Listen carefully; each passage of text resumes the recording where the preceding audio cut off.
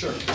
I'm wondering if there isn't something of the immunitary paradigm in the parataxis that you're advocating, because it's as if to inoculate ourselves against the fear of non-reciprocity, we start out by assuming non-reciprocity, so that you don't have to be afraid of not receiving. You give without any expectation. So you've already given up the thing that you were afraid of. And I'm wondering about the way that you're making reciprocity a neoliberal phenomenon, which doesn't seem like that's necessarily true. I mean, on the one hand, because relations of reciprocity and expectation of a certain kind of pattern repeating itself in future relations with other human beings is a big part of how relations and worlds and communities are built. And so I'm trying to think of, so-called primitive examples of giving and receiving. I'm thinking of, one thing that came to mind is of what happens to someone, for example, in a Greek epic who receives a gift from the gods, like a shield. And what happens to that person is they become, it reaffirms their status on one side or the other of a conflict, allied with one god versus another. So there's this way in which a kind of structure and community is being built through these forms of giving that do entail forms of reciprocity. Whereas it seems to me that the idea of a giving without any expectation of receiving is something that neoliberalism can totally make use of, anticipating the low cost of getting someone to do something without a proper sense of what might be owed them or what they might need in return. And then I would also just sort of add at the end that whether or not it's neoliberal, there are certainly governmental modes that are very current and very dangerous right now all over the world, where that kind of giving without receiving is demanded of the citizenry. So I've talked too long, I'll stop there. Yeah.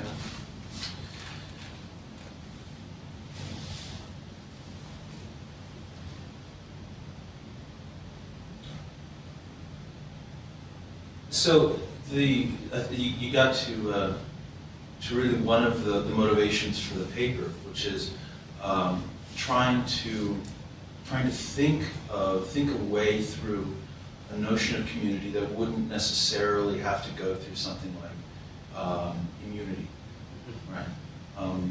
And one of the, as useful as I found supposedly those work on community and immunity to be, there's always been something that I've found not unsatisfying, but it felt like there was a piece that was missing. And and it's still not clear to me what that piece might be. I think it has to do with the reading that sees at the heart of a community a kind of gift giving, right? It's the munus that is that's demanded of you, and it's that demand, I think, that I find I have issues with. So is there a way of conceptualizing a community that would not need to be constellated around a moment of giving or receiving? I mean, in your question, or your comment, which is great, the emphasis in reciprocity seems to be on giving, and I guess what I would say is I want to know if there's a way of thinking about that relation that wouldn't work in terms of giving and receiving, or if you want, is there a way of speaking about giving and receiving that doesn't involve a gift? I mean, I think there's been an inflation around gift giving. I think it's really been harmful to imagining, or harmful. It's blocked possible ways of wondering about how one can imagine. You know what? I just moved into the personal, right? So how can one imagine forms of life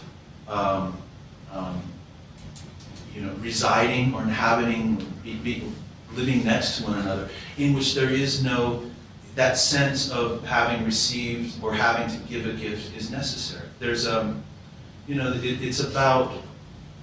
it's about a moment of interruption, and holding open the moment of interruption without the immunization paradigm sort of having to be superimposed over it. I mean, I think that there is, that moment is possible, and the moment is possible to the degree that one attends, that one pays attention, that one recognizes that one has a choice. I think maybe that's, now I'm talking about, to answer your question, I think that maybe that's one of the things I found so thought-provoking in Esposito's work, which is that I'm not sure that moment of giving the munus, it happens so damn quickly, as if there's no way that you can hold that open before you have to give the gift. And I want to hold that moment open, and I don't want to name it, because as soon as I start naming it, then we're back into a circuit of giving gifts, right? Or receiving gifts. So is there a way of holding that open? And so your questions about neoliberalism and about giving and receiving, sure, neoliberalism absolutely demands that we give without receiving. But then it's not. But that's not what, that's what I'm trying to move us out of. I mean, or away from. It's difficult to imagine how neoliberalism could, although neoliberalism is incredibly sneaky, right? But this giving, moving oneself outside of giving and receiving, or naming something as a gift, right? Or receiving something as a gift. That, I don't know how neoliberalism is. Maybe one way of thinking about this would be that, and this is a return to your first point, is maybe all of this is just another way of getting to immunity. That's certainly possible. Yeah. Well, I don't think that you can go from sort of this beautiful set of possibilities that you've given us, Yes. to a how-to. Okay. Okay, I think that first people have to be able to imagine it. And that's the great difficulty. I mean, gifts are always thought of in some sort of coercive potlatch terms, Yeah. as if that's the true opposite to contractual relations. Okay, so, Right. I love I feel that this may be some kind of narcissistic bonding, I do that, but, I feel so attuned to your project. This is why I went to the sort of before liberalism, Right. the early American Right. model.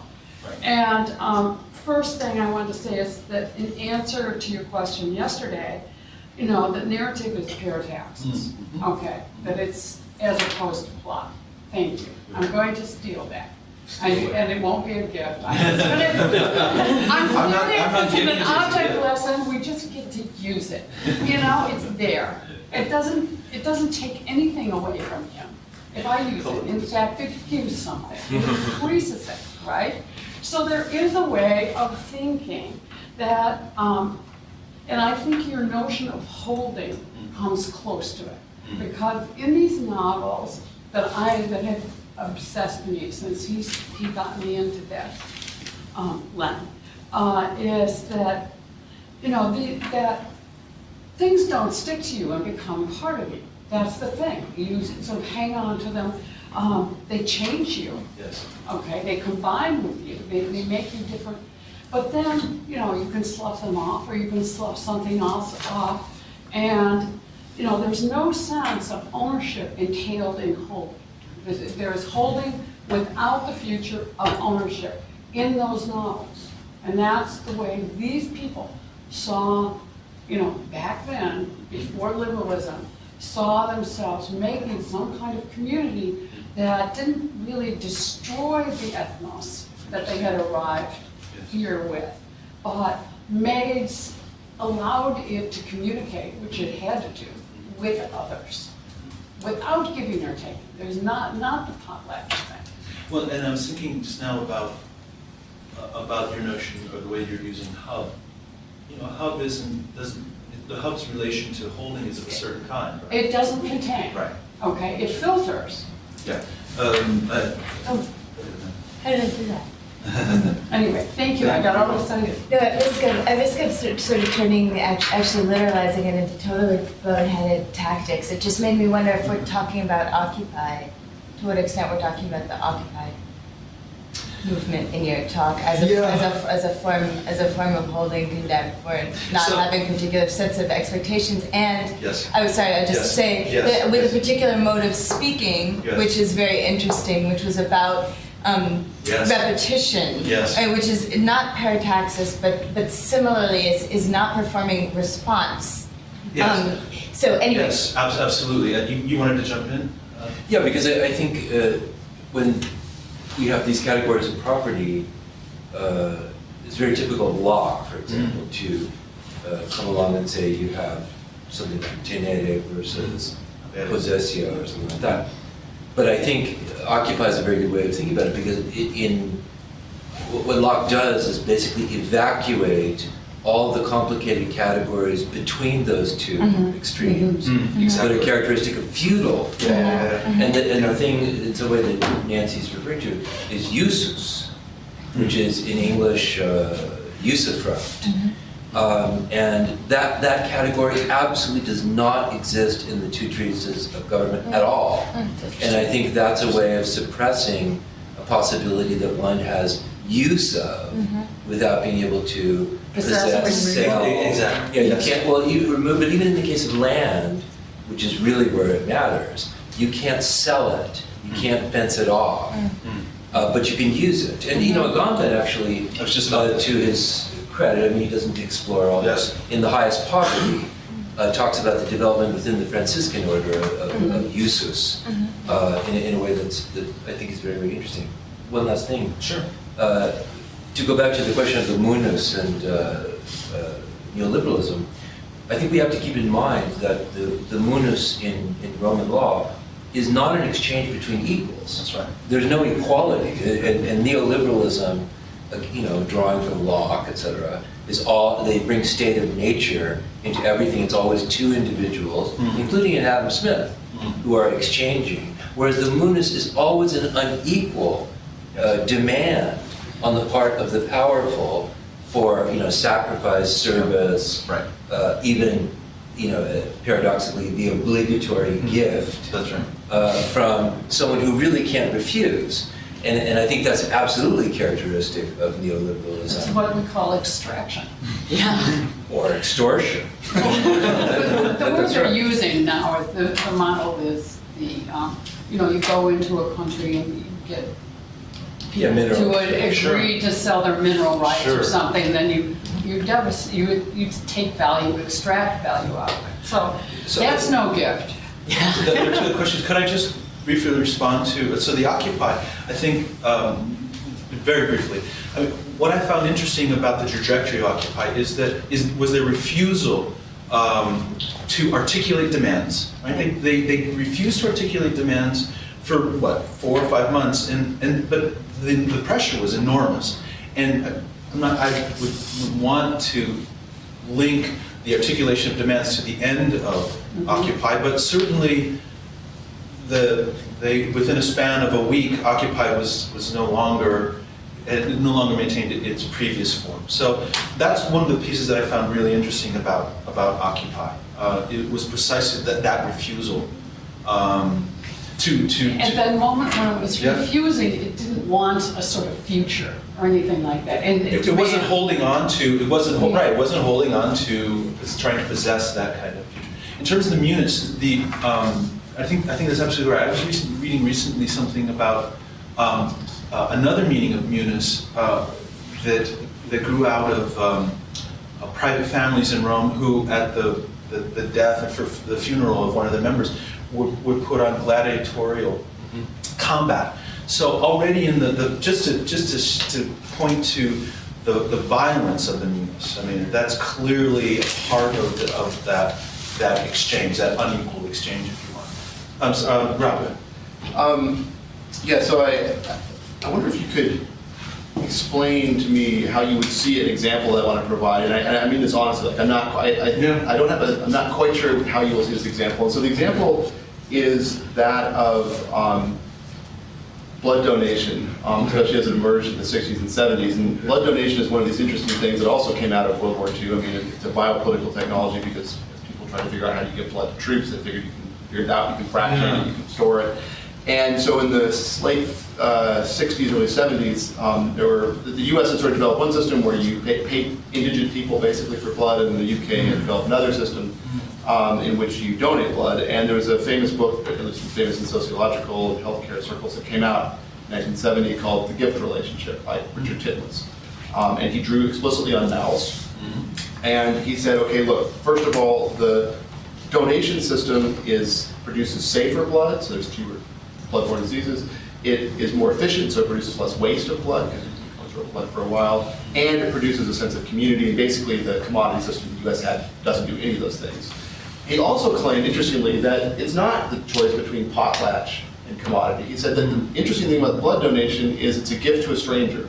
So there is no act. So you give to someone, you don't know who's going to get it, and there's no oppressive aspect of it. If this was his claim anyway. And you can take when you need. Well, yeah, I mean, you can't. But you can take even if you're not a donor. Exactly. And it's a huge text in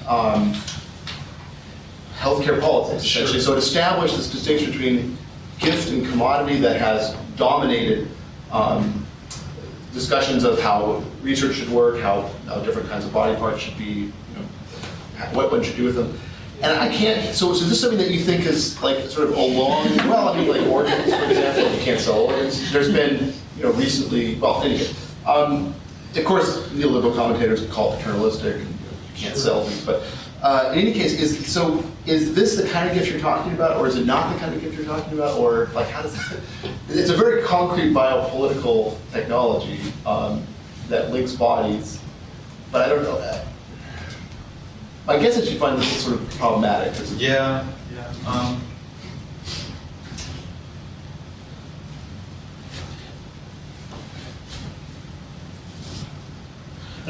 Just two non-related thoughts. I mean, first it's just basically a question. I mean, what role does intention or motivation have in this? I mean, to the degree that you mentioned it, one gives with the expectation that should one need blood in the future, then that would be seen as part of this. There's also the economic. Lots of people sell their blood. I mean, Certainly.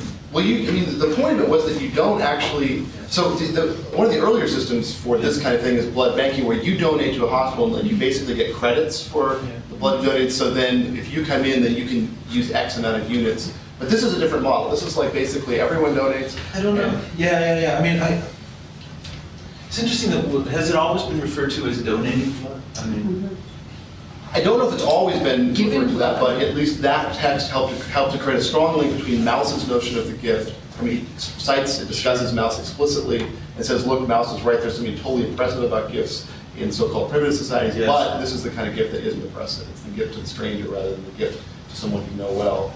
And then, so that at least was the language. Well, it's language of gift. The donation, the book's called The Gift Relationship. Oh, no, wait, sorry, that's actually, that hides. can you donate? Sorry, I guess the question: can you give blood without it being a gift? Is there a way of undergoing that process without it being having to be superimposed over something like having given something and received something? And I think to the degree that I don't know. I mean. Yeah, I don't know. I think about that. Thanks. Yeah, so another question, yeah. I wanted to go back to the moment where you talked about thinking in this moment about comedy. Yeah. And it's going to be a shift from there on towards gratitude, which for me both is kind of from irreverence almost to reverence in one way. And some of the kind of religious and messianic sneaks in a way that I'm not so comfortable with when you get to grace and gratitude. But in comedy too, there's also something about the structure itself, that there is a gap between the expected, what happens, or between the rigidity of the comic mask and the individual who's not judged for the comic action. Right? Yes. And there's a circularity between it. Whereas when you open up towards gratitude or a kind of constitutive openness, you lose some of that. You lose that circularity. And so I'm wondering if you could speak to the relation between those two a little bit more. Sure. That's a sort of comes in the next part of this.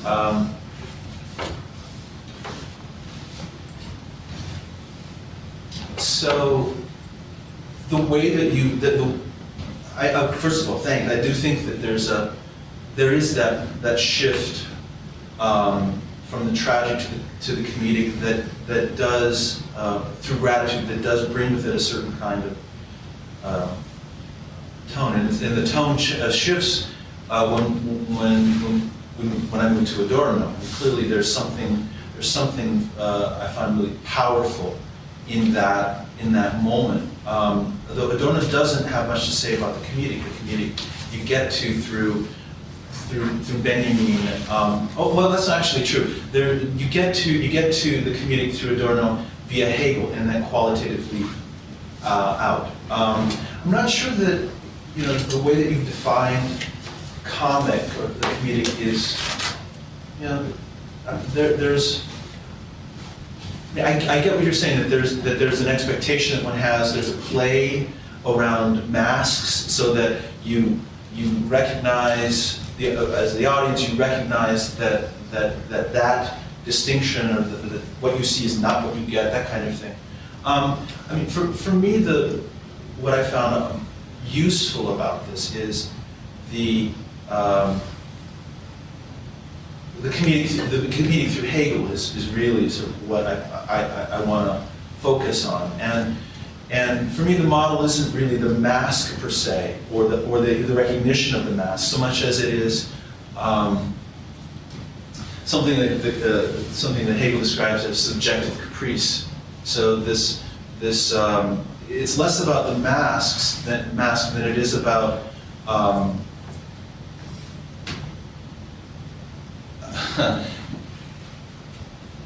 kind of play among forms of life or something, where there's less of an identification with the mask. The problem with why I have an issue with mask and the comedic is precisely because I think that there's a level of identification with the mask that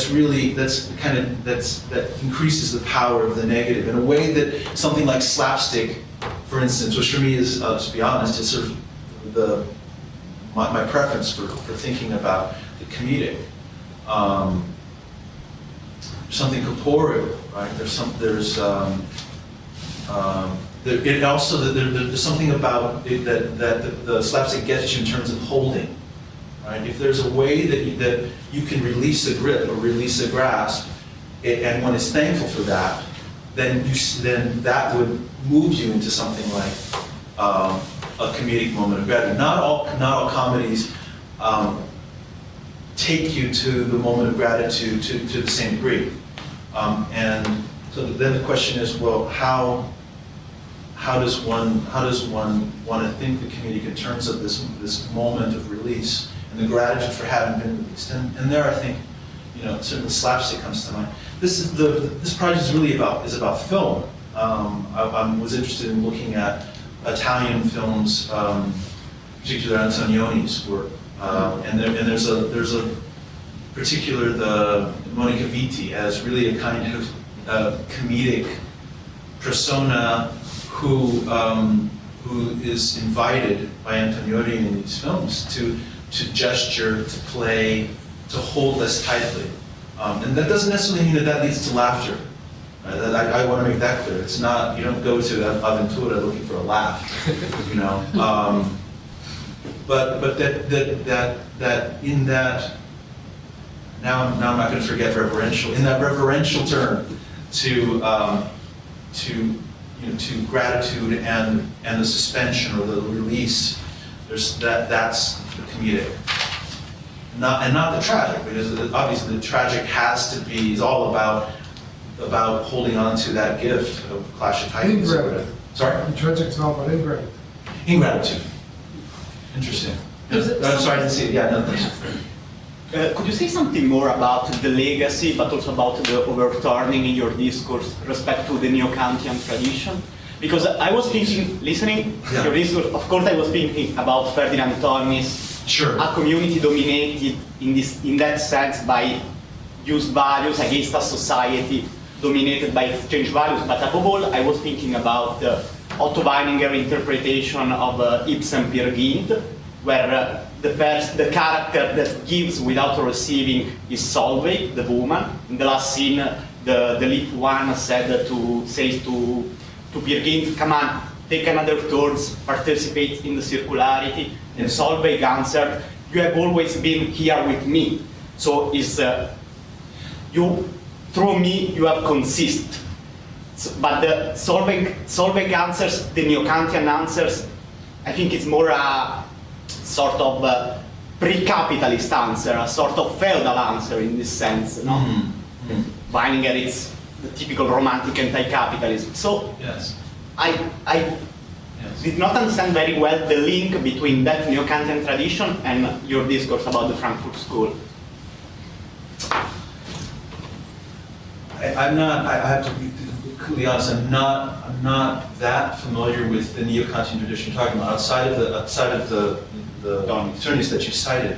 I mean, if just help me out a bit on this. I mean, so there was something in the way that Adorno is talking about. Is it about the question of fate and the poem vis-a-vis these Neo-Kantians, do you think? It's related with the question of grace, of course. It's a theological position, of course, but it's anyway related to the question of grace as a duty in this sense. In the moment in which Solveig said to Peter Gynt, you have always been here with me, Yes. It means you didn't participate in exchange value. Yes. Through me, you have consist. You have been still. Yes. You are not part. You are not a commodity in this sense. I'm Yes. not saving you from being a part of a commodified world. Of course, it's not a revolutionary answer. It's a very feudal answer in this sense, but there is a link, I think, between that kind of tradition and the Frankfurt School and the issue of grace in Benjamin, for instance, of messianic too. Yeah, that's clear. One of the reasons to go to Adorno and not to follow through on the other side of this is precisely because I wanted to avoid the kind of messianic stuff that you get from obviously Adorno, but not only. And so Adorno's work. I think what you may be suggesting is that the grace that you get, or maybe what I'm saying is that the grace that emerges out of that suspension of variance in Adorno's reading is one that is less theological or less messianistic than Benjamin's, but nonetheless it is still theological and you can't. Well, in my defense, I don't focus on, or Adorno doesn't focus on it seems he makes a distinction between grace and gratitude and generosity. And although the project is called Grace Notes, that's one of the reasons I may actually change that title, because I do want to make a distinction, as in the way that Benveniste does, right, between generosity, gratitude, and something else called grace. It's unfortunate we can't short circuit the grace that we associate with Christianity to something like Benveniste's notion of that before. secular term. Exactly. Okay, thanks. Okay, I think we should break for lunch now.